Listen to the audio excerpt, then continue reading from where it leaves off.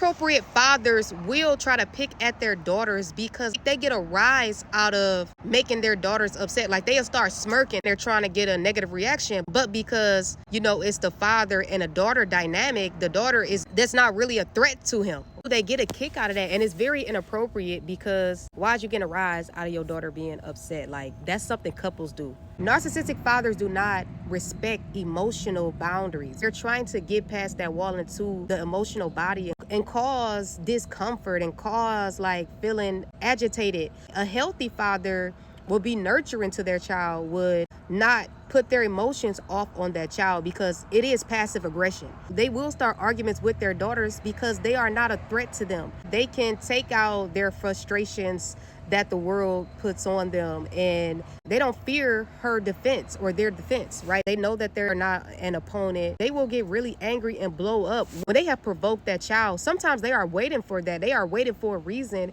to sometimes even jump on them, right? They will do that. And these are the same men that aren't courageous, right? Cowards. They wouldn't defend their child against systems or against even other men or other men in the community. Why? Because they are afraid of men. But love makes you courageous. So these fathers do not love their child. I know a lot of people say that all parents love their kids. That's not true.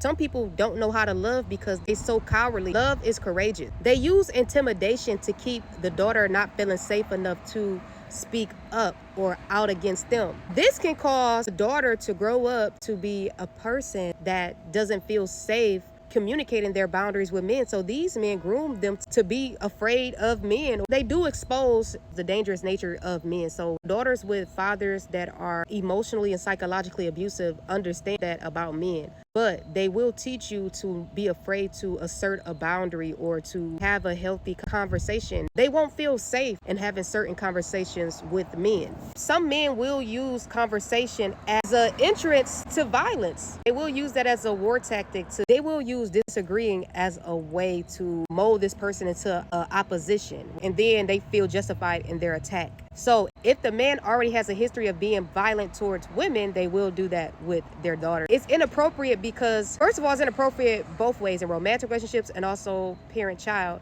But these men, they don't have a line to how they treat their daughters and other women. They just treat all women the same, right? It's just misogynistic. They don't see that child as their daughter. A narcissist can't do that, right? But they will see them as their property or possession. This is my child. And so they don't respect even their autonomy, but they love arguments. They love that. They love arguing with their daughters, not in an intellectual way. Like, some men, they can be engaging, educational, fun, harmless, non-threatening.